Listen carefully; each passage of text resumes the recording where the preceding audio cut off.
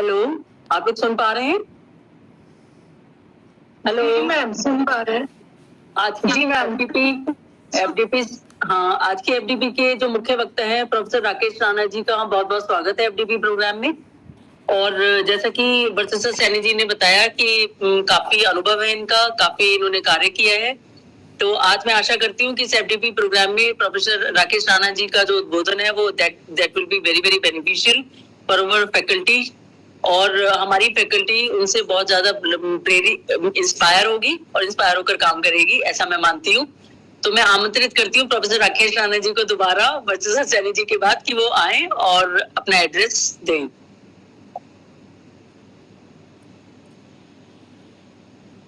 Thank you madam.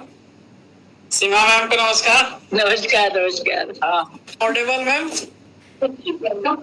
Ma'am आवाज आ रही? आ रही। हेलो,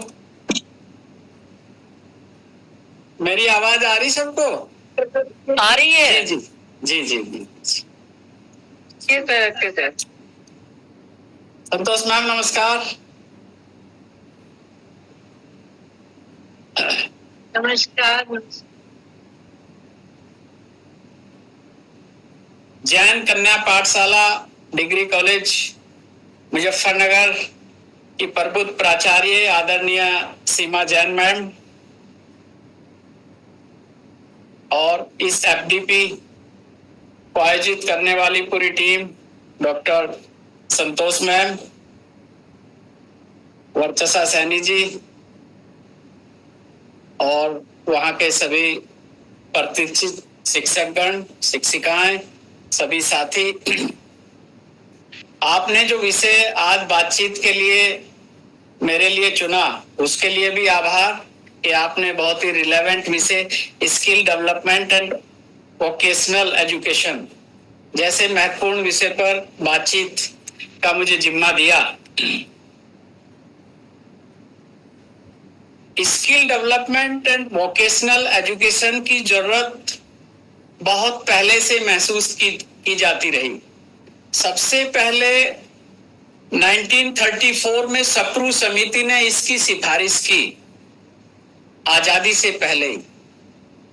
लेकिन फिर आजाद भारत में भी हम एजुकेशन को लेकर बहुत गंभीर नहीं दिखे, और 1964 में जब पहली बार राष्ट्रीय शिक्षा आयोग, नेशनल एजुकेशन कमीशन बना, तो उस समय फिर इसकी जबरदस्त सिफारिश उस आयोग ने की, लेकिन वह फिर ठंडे बस्ते में रही। और जब दूसरी शिक्षा नीति 1986 में आई, तब इसको गंभीरता से लिया गया और वोकेशनल एजुकेशन को एक गंभीर विषय की तरह चुनकर, एक मेन कोर्स के रूप में चुनकर 12वीं से इस कोर्स को अप्लाई करने की कोशिश की गई। 1986 से 1990 तक कुछ गंभीर कोशिशें हुई। देश भर में वोकेशनल एजुकेशन के ट्रेनिंग सेंटर्स खुले, पॉलिटेक्निक्स का बड़े लेवल पर विस्तार हुआ, आईटीआई बड़े लेवल पर खुले, कुछ कहीं कहीं बीटेक साउथ इंडिया में और उसमें खुलना शुरू हुआ। तो ये सब वोकेशनल एजुकेशन को लेकर एक गंभीरता दिखने लगी। लेकिन जब न्यू इकोनॉमिक पॉलिसी 1991 में देश में आई, तब इस एजुकेशन को लेकर सबसे ज्यादा गंभीर रूप से काम हुआ और इस पर विचार किया गया, क्योंकि अब हम एक ग्लोबलाइजेशन के दौर में प्रवेश कर रहे थे और वर्ल्ड की जो इकोनॉमी थी उसके साथ हमें compete करना था। वर्ल्ड इकोनॉमी में किस तरह की रिक्वायरमेंट है, किस तरह की स्किल्स की जरूरत है, किस तरह के युवाओं को ट्रेन करने की जरूरत है, ताकि वो भारतीय अर्थव्यवस्था के साथ अंतरराष्ट्रीय स्तर पर भी कुछ बेहतर कंट्रीब्यूशन कर सके। इसके लिए 1991 के बाद हमें अपनी शिक्षा में निजीकरण और प्राइवेटाइजेशन को भी बड़े स्तर पर खोलना पड़ा। उसी के साथ हमने वोकेशनल एजुकेशन को उस एक हिस्सा बनाया और हम वोकेशनल एजुकेशन की तरफ गंभीरता के साथ बढ़े। यह सफर चलते चलते 2020 तक आया और नई एजुकेशन पॉलिसी जिसे हम NEP 2020 कहते हैं, उसमें भी हमने इसे बहुत शिद्दत के साथ अख्तियार किया और अपने देश में वोकेशनल ट्रेनिंग के सेंटर, स्किल डेवलपमेंट के सेंटर, मेन जो कोर्सेज थे, इवन BA MA जो ट्रेडिशनल एजुकेशन थी, उसके साथ भी स्किल डेवलपमेंट के जरूरी पेपर हमने नत्थी किए और अपने युवाओं को ट्रेन करने का एक प्रयास किया। इतना ही नहीं, भारत सरकार ने इंस्टीट्यूशंस के अलावा अपने स्तर से भी बहुत सारे ऐसे प्रोग्राम्स, स्कीम्स और बहुत सारी ऐसी प्लानिंग की कि जिससे एक स्किल्ड वर्कफोर्स देश में तैयार हो सके। सेंट्रल गवर्नमेंट के कुछ प्रोग्राम जैसे कौशल विकास कार्यक्रम, एक प्रधानमंत्री कौशल विकास योजना बड़े स्तर पर देश भर में गंभीरता से आजकल जारी है। दूसरा, राष्ट्रीय कौशल विकास निगम की स्थापना की गई ताकि नई पीढ़ी को एक स्किल्ड एजुकेशन के आधार पर एक स्किल वर्कफोर्स में बदला जा सके। इसी तरह स्किल इंडिया मिशन के रूप में एक अलग डिपार्टमेंट इस्टेब्लिश किया गया।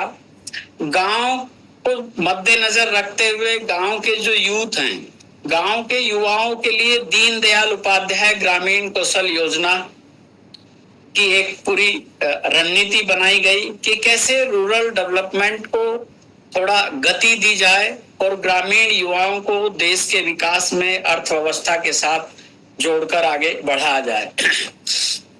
इसी तरह समर्थ जो योजना है, समर्थ योजना में खास तौर से जो गांव की आर्टिसन क्लास है, गांव की जो आर्टिसन क्लास है जिसमें खास तौर से हैंडलूम का काम सिखाया जाता है, हैंडीक्राफ्ट्स आदि के जो हमारे ट्रेडिशनल नॉलेज है, जो गांव के बहुत सारे ऐसे सोशल ग्रुप्स हैं, कम्युनिटीज हैं जो इनके एक्सपर्ट हैं, उसके लिए समर्थ योजना लागू की गई।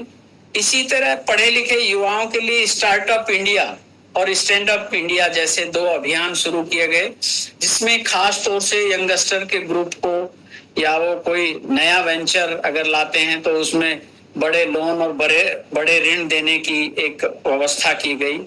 इसी तरह राष्ट्रीय अप्रेंटिसशिप योजना की गई, जिसमें एक छोटी सी धनराशि युवाओं को पढ़ लिख कर जब वो तैयार होते हैं दी जाती है और वो किसी भी सेक्टर में उससे संबंधित अप्रेंटिस करते हैं, उसकी ट्रेनिंग लेते हैं ताकि उस जॉब में एक स्किलफुल ढंग से अपनी वर्क फोर्स को तैयार कर सके।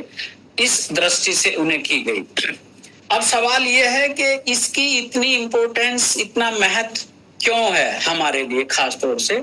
इसे हम इंडियन कॉन्टेक्स्ट में खास तौर से समझने की जरूरत है, क्योंकि हम एक बड़ी जनसंख्या वाले कंट्री हैं जहां हम 140 करोड़ के पार हो गए हैं और देश के पास एक बड़ी युवा आबादी है। एक आंकड़ा जो अभी ताजा आंकड़ा है सरकार का बताता है कि देश में 35 एज ग्रुप, जो 15 से 35 एज ग्रुप है, जिसे बहुत प्रोडक्टिव एज ग्रुप माना जाता है, वो करीब 66% है, 66% मैन फोर्स है। लेकिन दुर्भाग्य ये है कि उसमें फॉर्मली स्किल्ड और ट्रेन्ड लोग 5% भी नहीं हैं। जो पूरी दुनिया में जब हम इस आंकड़े को देखते हैं दूसरे डेवलप कंट्रीज से इसका कंपेयर करते हैं तो ये बहुत छोटा प्रतिशत है और हमारे जैसे देश के लिए बहुत शर्म की बात है कि जहां इतनी बड़ी यंग पॉपुलेशन हो, इतना बड़ा यूथ का प्रोपोर्शन हो, 66% यूथ हो, लेकिन उसमें 5% भी स्किल्ड और ट्रेंड ना हो, तो फिर देश की अर्थव्यवस्था कैसे वर्ल्ड इकोनॉमी के साथ compete करेगी, कैसे हम उसे कुछ महत्वपूर्ण कंट्रीब्यूशन कर पाएंगे। इस दृष्टि से अगर देखा जाए तो हमें बहुत बड़े लेवल पर अपने युवाओं को ट्रेन करने की जरूरत है। 27% यूथ तो हमारे पास ऐसा है जो 29 एज से भी कम है, यानी कि वो अपने एज के और प्रोडक्टिव एज के बिल्कुल गोल्डन एरा में है। इस दृष्टि से जब हम देखते हैं तो हम दुनिया में बहुत ही महत्वपूर्ण मोड़ पर हैं। भारत के युवाओं की जो एवरेज एज है वो 29 है, जबकि चीन में यूथ की जो एवरेज एज है अभी 2030 तक जो रहने वाली है वो 37 इयर्स है, और अमेरिका में ये एज 45 है। यानी कि 37 और 45 के कंपैरिजन में भारत बहुत यंग कंट्री है, और हमारा कंपटीशन दुनिया में इन्हीं दो बड़ी अर्थव्यवस्थाओं से है, चाइना और अमेरिका। एक तरीके से अगर हम संक्षेप में कहें तो हम अपने यंगस्टर को लेकर प्रोडक्टिव एज के एकदम गोल्डन एरा में हैं। अब ये हमारे नीति निर्माताओं पर, हमारे नेतृत्व पर, हमारे लीडरशिप पर, हमारे पॉलिटिकल अप्रोच पर डिपेंड है कि हम अपने इस यंग एनर्जी को कैसे चैनलाइज करते हैं, कैसे उन्हें ट्रेन करते हैं, कैसे उन्हें स्किल बनाते हैं और कैसे इनका लाभ लेते हैं। अभी भी देश की जो टोटल जीडीपी है उसमें 35% कंट्रीब्यूशन इन्हीं युवाओं का है, जो आने वाले समय में और बढ़ाया जा सकता है अगर हम उन्हें और स्किल्ड बनाते हैं। 72% यूथ वे हैं जिन्होंने पिछले 10 सालों में नए स्टार्टअप खड़े किए हैं, उनमें यंगस्टर का कंट्रीब्यूशन 72% है। वहीं दुनिया में जो आईटी सेक्टर में हमारे युवा पूरे देश, पूरे दुनिया में है ना, छोटे छोटे कंट्री से लेकर अमेरिका तक जा रहे हैं और अपना स्किल का, अपने कैलिबर का, अपने आईक्यू का लोहा मनवा रहे हैं। उस आईटी सेक्टर में विशेष रूप से एक आंकड़ा है तो 65% भारतीय युवा हैं। ये अपने आप में हमारे लिए एक बहुत गर्व करने की बात है। लेकिन जिस तरह से नई चीजें आ रही हैं, आर्टिफिशियल इंटेलिजेंस बड़े लेवल पर दखल दे रहा है, इंफॉर्मेशन टेक्नोलॉजी और नई फॉर्म में अपने आप को पूरी दुनिया में लहरा रही है, उसमें हमें अपने यंगस्टर को और स्किल बनाने की जरूरत है और उसे फैसिलिटेट करने की जरूरत है, ताकि वो दुनिया में भारत की धाक जमा सके और एक विशेष रूप से भारत को 21वीं सदी के एक मजबूत राष्ट्रों की श्रेणी में ले जाकर खड़ा कर सके। 21वीं सदी में दुनिया बहुत तेजी से बदल रही है और बदलाव की ये गति आने वाले समय में और तेज होने जा रही है, क्योंकि 21वीं सदी में टेक्नोलॉजी, मीडिया, मार्केट और दुनिया के साथ आपसी संपर्क ये और तेज होंगे, और 21वीं सदी में हमें अलग तरह के स्किल्स की आवश्यकता होगी। उन स्किल्स को भी हमें स्किल डेवलपमेंट और वोकेशनल एजुकेशन का हिस्सा बनाने की जरूरत है, ताकि हम नई सदी के नए भारत के अनुरूप नई वर्कफोर्स, नई मैन पावर खड़ी कर सके और एक मजबूत अर्थव्यवस्था के रूप में देश के आर्थिक विकास में योगदान दे सके। अब ये जो 21वीं सदी के नए स्किल्स हैं, इनमें खास तौर से 3-4 चीजों को विशेष रूप से आइडेंटिफाई किया गया है। पहला है कम्युनिकेशन, और दूसरा है प्रॉब्लम सॉल्विंग अप्रोच, और तीसरा है साइंटिफिक टेम्पर, और चौथा है एक नेटवर्किंग स्किल।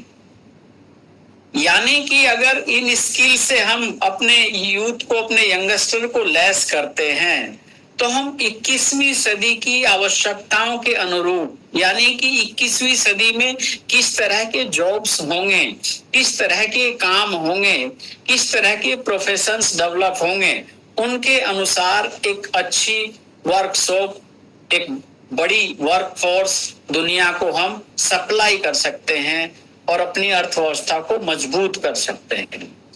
जो पहला स्किल है कम्युनिकेशन, यानी कि हमें दुनिया भर की भाषाओं को सीखने की जरूरत है। अब सिर्फ अंग्रेजी भर से काम नहीं चलेगा, क्योंकि ग्लोबलाइजेशन के एरा में ये कनेक्टिविटी छोटे बड़े सभी मुल्कों से बढ़ रही है।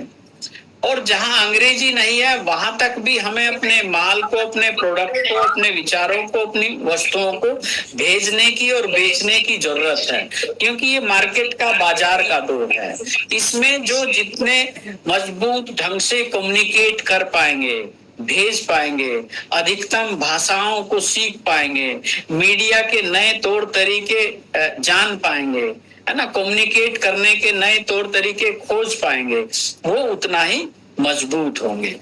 इसी तरह दूसरा स्किल है प्रॉब्लम सॉल्विंग अप्रोच, यानी कि हम चीजों से कैसे निपटते हैं, हमारे आसपास की जो प्रॉब्लम्स हैं उन्हें हम कैसे सोल्व कर सकते हैं।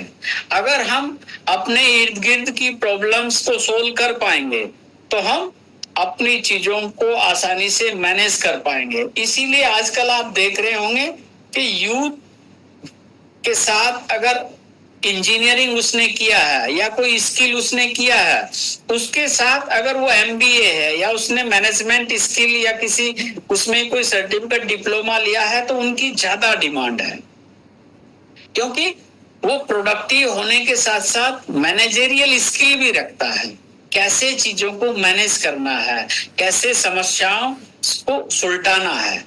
इसी तरह एक नेक्स्ट जो स्किल है 21वीं सदी का, उसे कनेक्टिंग स्किल के रूप में देखा जा रहा है। कैसे वो इंटरनेशनल नेटवर्किंग कर पाता है, कैसे वो टेक्नोलॉजी का लाभ ले पाता है, कैसे वो दुनिया भर में अपने आप को जोड़ पाता है, अपने प्रोडक्ट को बेच पाता है। ये सब स्किल डेवलपमेंट और वोकेशनल एजुकेशन के माध्यम से ही संभव है। और चौथा स्किल है साइंटिफिक टेम्पर, यानी कि हम कितने साइंटिफिक टेम्पर के साथ चीजों को सोचते हैं, कितने लॉजिकल तरीके से चीजों को सोचते हैं, कितने क्रिटिकल अप्रोच के साथ चीजों को डिफाइन करते हैं, बनाते हैं, समझाते हैं। हमारे प्रोडक्ट में, हमारे प्रोडक्शन में कैसे यूनिवर्सल वैल्यूज फंक्शन करेंगे, कैसे हमारी एक वर्ल्ड लेवल पर एक्सेप्टेंस बनेगी। इन तमाम स्किल्स के साथ हमें अपने वोकेशनल एजुकेशन को, अपने पूरे सेटअप को, अपने स्किल डेवलपमेंट के पूरे इंफ्रास्ट्रक्चर को डेवलप करने की जरूरत है। 21वीं सदी की कुछ चुनौतियां भी हैं जिनको ध्यान में रखकर हमें अपनी स्मार्ट वर्कफोर्स, अपने यंगस्टर को एक स्मार्ट मैन पावर के रूप में बनाने, घड़ने की जरूरत है। अब 21वीं सदी की ऐसी कौन सी नीड्स हैं? इनमें सबसे बड़ा जो आज की तारीख में डिमांडेबल सेक्टर है वो है सस्टेनेबल डेवलपमेंट, क्योंकि अब दुनिया खाली डेवलपमेंट के लिए नहीं सोच रही है, या खाली दुनिया का काम डेवलपमेंट से नहीं चलने वाला है। हमें सस्टेनेबल डेवलपमेंट की तरफ बढ़ना है, क्योंकि environmental concern, environmental issues, environmental problem इतनी गंभीर हैं कि हम जितना डेवलपमेंट करते हैं उससे ज्यादा कॉस्ट उस डेवलपमेंट को एनवायरमेंटल इश्यूज को लेकर, एनवायरमेंटल प्रॉब्लम को लेकर चुकानी पड़ती। तो हम अगर उन सब चीजों को ध्यान में नहीं रखेंगे, खाली डेवलपमेंट के लिए आगे बढ़ेंगे और सस्टेनेबल डेवलपमेंट की अप्रोच को अपने यंगस्टर में इनकलकेट नहीं करेंगे, तो हम बहुत ज्यादा कंट्रीब्यूट वर्ल्ड इकोनॉमी में या अपनी इकोनॉमी को मजबूत करने में नहीं ले पाएंगे। ये ऐसी बात होगी कि आमदनी 98 और खर्चा रुपया। तो हमने जितना कमाया उससे ज्यादा हम अपने हेल्थ पर, अपने एनवायरनमेंट पर, अपने पोल्यूशन पर, अपनी तमाम चीजों को मैनेज करने पर खर्च करेंगे। और एक कंट्री के रूप में भी हमें इस अप्रोच को डेवलप करना चाहिए, और इंडिविजुअली भी हमें अपने यंगस्टर को, अपनी यंग मैन पावर को सस्टेनेबल डेवलपमेंट के साथ एक मजबूत मेंटल अप्रोच देनी चाहिए, ताकि वो अपने प्रोडक्शन में, अपने वर्क में इस अप्रोच के साथ आगे बढ़े और जीवन में काम करें। एक बड़ी आवश्यकता है सैनिटाइजेशन, स्वच्छता। स्वच्छता के जो सरोकार हैं वो एनर्जी के यूज से लेकर वाटर तक, पानी तक, और ये तमाम इस तरह की चीजें जाकर जुड़ती हैं हमारी हेल्थ तक। अगर हम इन सब चीजों का ध्यान 21वीं सदी में नहीं रखेंगे तो हम इसकी कीमत अपनी हेल्थ के रूप में चुकाएंगे, अपनी कंट्री की हेल्थ के रूप में चुकाएंगे, अपने हेल्थ स्टैंडर्ड के गिरते हुए रूप में चुकाएंगे। इसलिए हमें इन चीजों पर विशेष रूप से फोकस करना है, ध्यान करना है। और 21वीं सदी का एक बड़ा चैलेंज है हिंसा, वायलेंस, क्योंकि हिंसा को मिनिमाइज करना ही बेसिकली सिविलाइज्ड होना है। अगर हम अपनी हिंसा को व्यक्तिगत लेवल से लेकर समाज लेवल तक और अपने कंट्री लेवल तक मिनिमाइज नहीं कर रहे हैं, है ना, उसे घटा नहीं रहे हैं अपने जीवन से, तो इसका मतलब हम सिविलाइज्ड नहीं हो रहे हैं। हम अभी वही बर्बर और असभ्य हैं। जिस तरह से दुनिया के कई कंट्रीज आज भी आमने सामने युद्ध लड़ रहे हैं, कई कंट्रीज के अंदर गृह युद्ध की स्थितियां हैं, है ना, इस तरह से बहुत सारे देश टेररिज्म को झेल रहे हैं। तो जब तक हम इन सारी चीजों पर गंभीरता से नहीं सोचते हैं और ये हमारी एजुकेशन का पार्ट नहीं बनता है, क्योंकि इन सारे युद्धों के पीछे कहीं ना कहीं बेरोजगारी है, कहीं ना कहीं गरीबी है, कहीं ना कहीं व्यक्तिगत पिछड़ापन है, कहीं ना कहीं टेक्नोलॉजी का पिछड़ापन है, ये सारे कारण हैं।